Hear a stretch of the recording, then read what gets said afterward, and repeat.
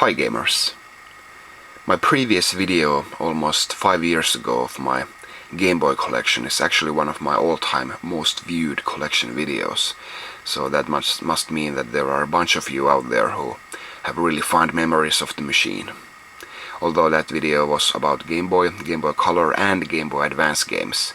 Whereas this time around when I did these revisiting videos, I already did the Game Boy Advance video, so this is going to be about Game Boy and Game Boy Color games.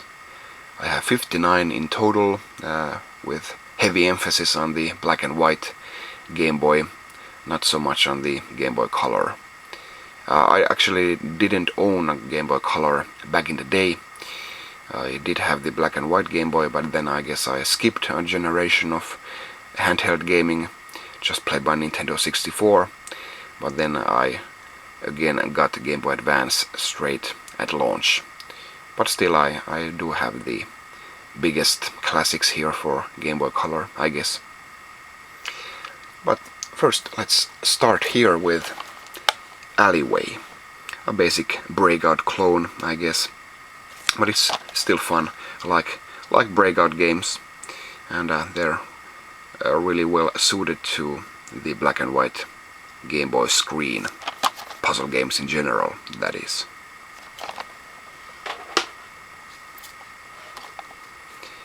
Then Battletoads, classic NES game from Rare, was also made for the Game Boy.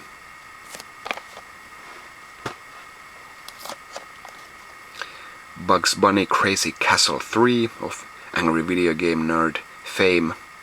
Pretty funny stuff. Chase HQ, a driving game that really looks more exciting on the front cover here than the actual game does, but I guess that's true for any game of this era. A couple of, well, I guess this isn't, this is an action game, Crystal Quest, and pretty not really well-known puzzle game, Daedalian Opus. These are just a few games that when I worked at a game store, they had these complete in box, so I decided to rescue them from there, even though I hadn't even heard of the games before that. But then we have Donkey Kong Land, Donkey Kong Land 2, and Donkey Kong Land 3. And of course made by Rare, and these are made after the Donkey Kong Country series had taken the world by storm on the Super Nintendo. And these are actually, I guess some people have the misconception that these are, remakes or downgrades of the Super Nintendo games, but no, these are brand new games. All three of them have brand new levels. So really good stuff from Rare, and they really supported all of Nintendo's platforms back then. I also have a sealed copy of Donkey Kong Land 3 here, VGA graded at 90, near mint plus.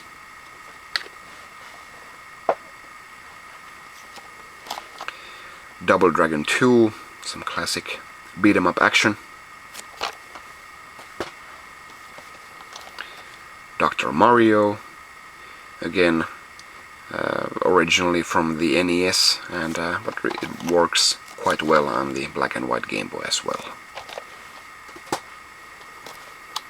Also from the NES originally, DuckTales by Capcom, but Capcom made the Capcom's games weren't really like with any NES port. These games aren't really full versions of the NES games, like Mega Man games had some of their content removed or heavily edited when they were released on the black and white Game Boy, but still nice games to have on the system. Also have here this long box F1 Race, which includes the 4-player adapter.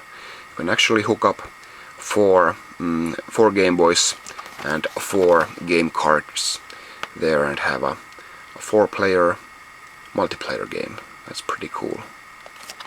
There were other games as well that supported this, and many other games that supported 2-player games with the link cable that was included with every console. Fortified Zone. And then I have a trio of games here. Game Boy Gallery, 5 games in 1, and Game & Watch Gallery, and Game & Watch Gallery 2. Basically these are all collections of old Game & Watch games. The Game Boy Gallery here has I think only edited versions, so not the originals, whereas the Game & Watch Gallery Gallery games have the original games as well included, so not just revamps. Yeah, nice little collections here.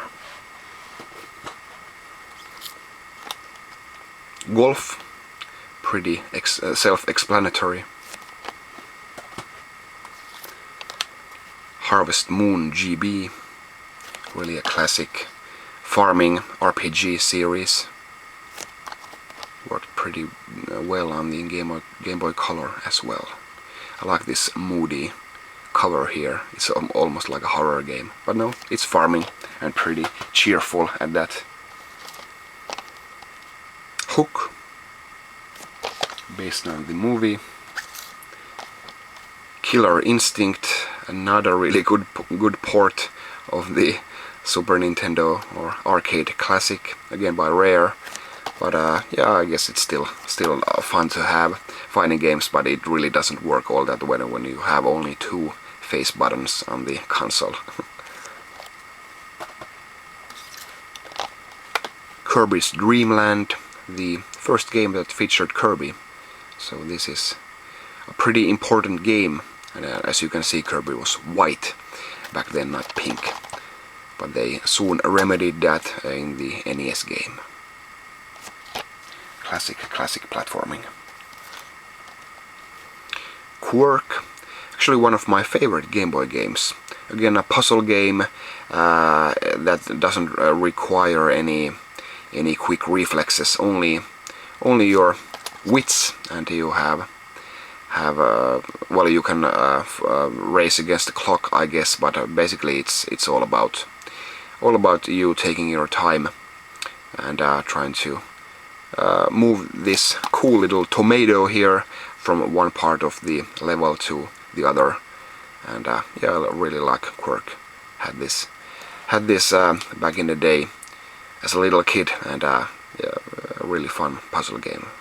Highly recommended for Game Boy owners. And now we're having some really big classics here. The Legend of Zelda: Link's Awakening. An absolutely fantastic game. There's nothing to be ashamed of here when comparing to other 2D Zeldas. Even though this is in black and white, still it's a really big, challenging adventure. There was also this DX version released for the Game Boy Color.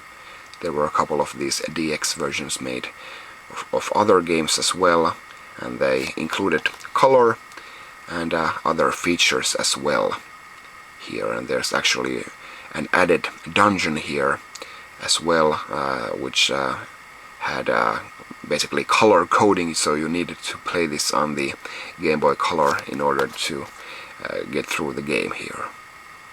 Really, of course, the best version of the game right here. On the Game Boy Color there were also 2 other Zelda games, Zelda Oracle of Ages and Oracle of Seasons. Actually made by Capcom, not Nintendo, as was the Zelda Minish Cap later on. So Capcom really did a great job with these Nintendo licenses. And you could play through both of these games, and if you linked your adventures together, you can actually play one final boss to basically to fully finish both of these games, even though they are not required to have their independent adventures on their own, and really good ones, really essential games for the Game Boy Color.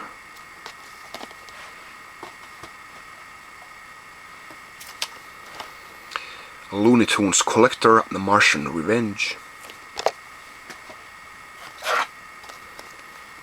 Mario Golf,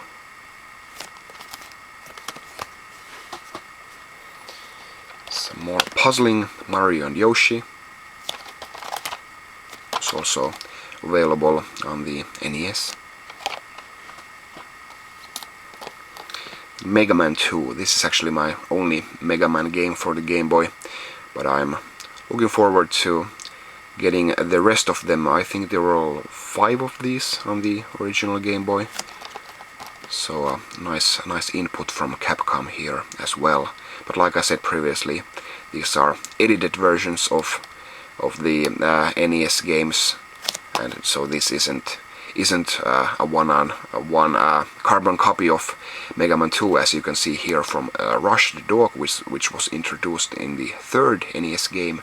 So they have really mixed and matched some features in the Game Boy games here, which is really good that they have some new content on the Game Boy, for sure.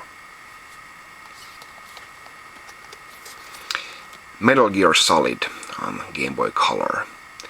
Not a really sought after game, and not one of the cheapest games you can have on the Game Boy Color. Of course, it's a cult classic, and really something that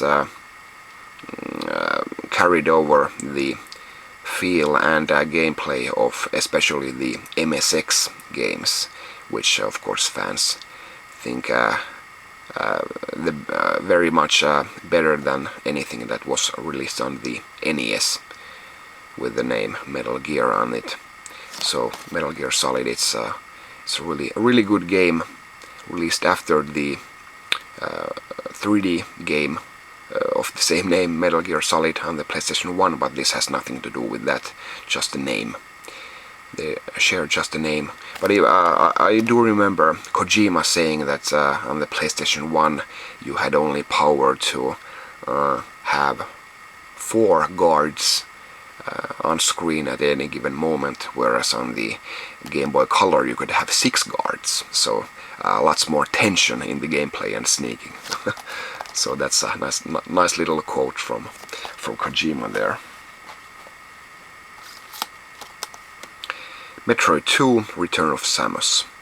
Really great adventure in the palm of your hand. This was a really important game back then, and I bet it sold quite a few Game Boys then.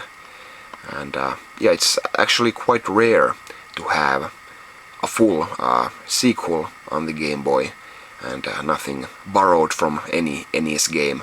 So this is really a shining example of what the Game Boy could do back then. The gameplay, it's really nice, and isn't really hindered by the hardware here.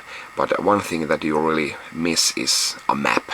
You'd really have to keep your own map on a piece of paper if you want to have any chance at finishing this without cheating. So it's a pretty tough game.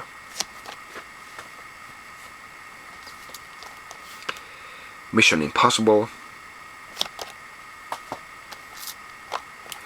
Mystical Ninja starring Goemon,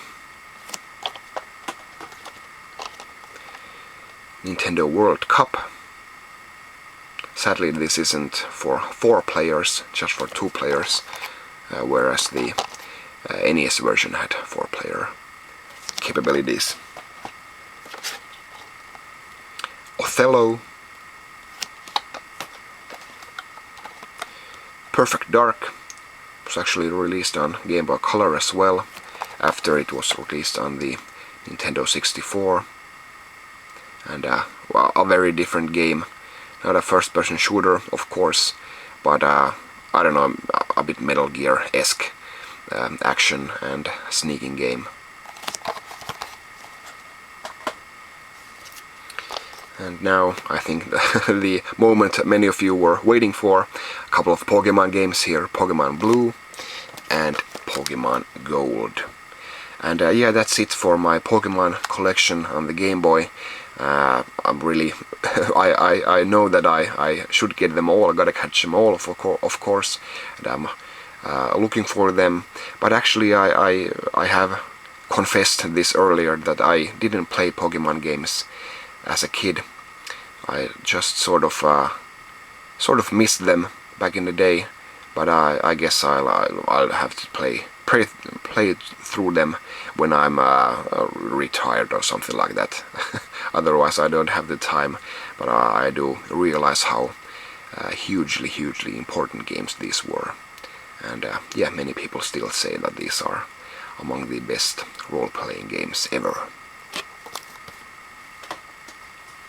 And for many, the best reason to own a Game Boy back then. And still one of the highest selling games on the Game Boy, and really one of the best for sure. The Punisher, special appearance by Spider-Man.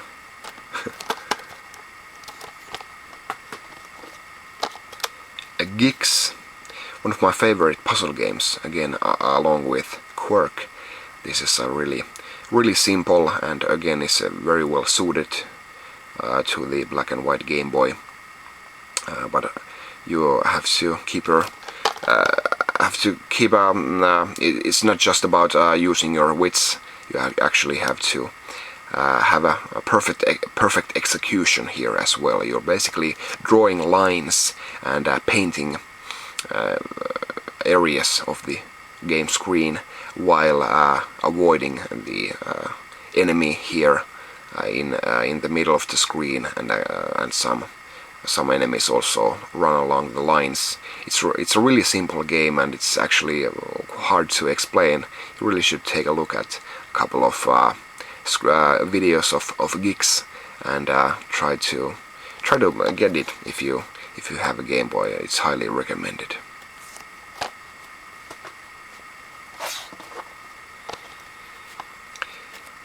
Rescue of Princess Blobette, and this is a sequel to the NES game A Boy and His Blob.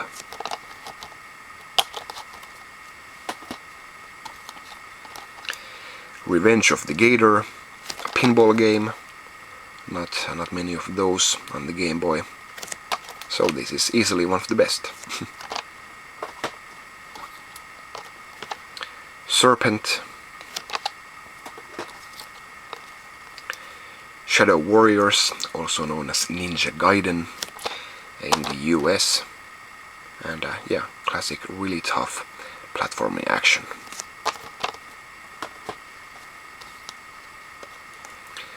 Super Mario Bros. Deluxe, a pretty decent version of the original Super Mario Bros. Game, this time on the Game Boy Color. And it actually has some added features as well, some collectibles and stuff like that, so well worth it to play through, even if you're a Super Mario Bros. Veteran.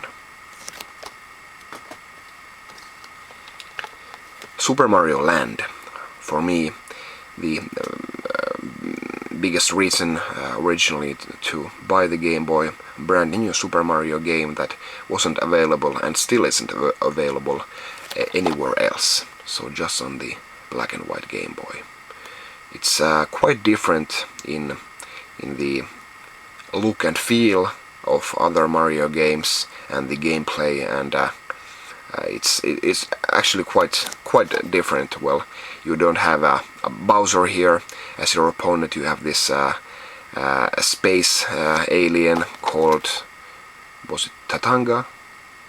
Or Katanga, can't even remember, but yeah, we have here pyramids and sphinxes and all sorts of weird things, and spaceships, stuff like that, and it does handle quite differently than the Mario you've known But yeah, it's really a good thing in my opinion to have something completely different on the Game Boy.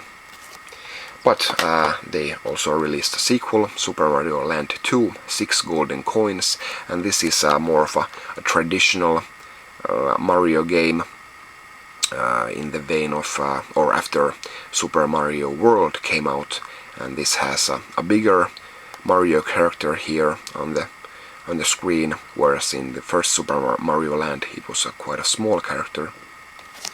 But this looks much better graphically, and it plays, like I said, quite similarly to the other Mario games that came previously. But still, both of these are essential games for sure. And Super Mario Land 2 is noteworthy also because it was the first game to feature Wario. He was the end boss here on this game. And after that he got his own game, and this is Super Mario Land 3 Wario Land. And Wario, of course, was a totally different kind of anti-hero here, with very different gameplay mechanics as Mario. The way you dealt with the enemies and used power-ups, stuff like that. So Wario was really a breath of fresh air for the Mario platforming franchise. Super RC Pro-Am, a really great racing game from Rare, also was released on the NES, and here works very well on the black and white Game Boy. Really addicting stuff, and one of those games that you could play with 4 players simultaneously. Tennis, like with golf, are really a basic sports game. I'm not really that much into sports games, but you gotta have these classics for sure. Terminator 2, and even though it's made by LJN, which spells trouble if you're an angry video game nerd, this I'm not actually sure if this is really a good game, or if just it was something that I liked as a kid. But I really did like this as a kid. There's really nice action and varied gameplay. You have driving sections and platforming sections, shooting sections, and even these puzzle sections where you're hacking your way through, I don't know, some power couplings or something like that. So really nice different types of levels here. Really like Terminator 2. And then we have Tetris. Just have here the cart only because this came with the machine, and was bundled with the machine for a long time. And basically everybody who owned a Game Boy had to have Tetris. In my opinion, almost a perfect video game. I actually read somewhere that if you changed anything with the basic formula, like the wideness of the well that the blocks fall down to, or added any type of block there is in addition to the ones that are in the game would get worse. The gameplay wouldn't make as much sense, and yeah, I really believe that it is really a mathematically perfect game. So Tetris is really addicting, the best puzzle game there is, and was really a huge plus for Nintendo and the Game Boy to have. There was also a sequel, and well, like I said, if you did anything with the basic formula, the game gets only worse, and this was prime example of it. And any other game, the word Tetris has been remade many times, and every time they try something new with crazy new blocks or some other type of gameplay, it just isn't as good as the first game. So they really should stop trying.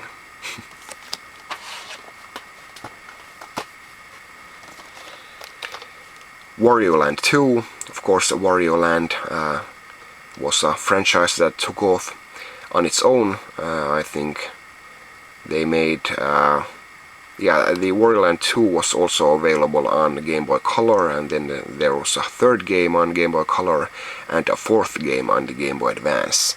And after that, I think we saw the next 2D Wario game on the Wii, which was really a fantastic outing as well. So yeah, Wario, like I said previously, it's quite a different game from Mario games, and that is only a good thing. Wave Race. Not many people know that this came out before Wave Race 64, and this was the first game in the franchise, if you can call it that. I'd really like them to make a new game in this series, but so far we only have this first game on the black and white Game Boy, which is a top-down game, and then you had two 3D games, one on the Nintendo 64 and one on the GameCube. But this is where it all started. And one final game here, Wizards and Warriors X Fortress of Fear. This isn't the 10th game in the series. I think this is the 4th game after 3 games on the NES, but I guess it's just cooler to call a game X instead of 4. Really tough platforming, not really as much as adventure than on the NES games, but still a nice game on the black and white Game Boy. And that was my 59 game collection for the black and white Game Boy and Game Boy Color. Lots of good games, lots of memories. Thanks for watching. I'll see you next time. Bye.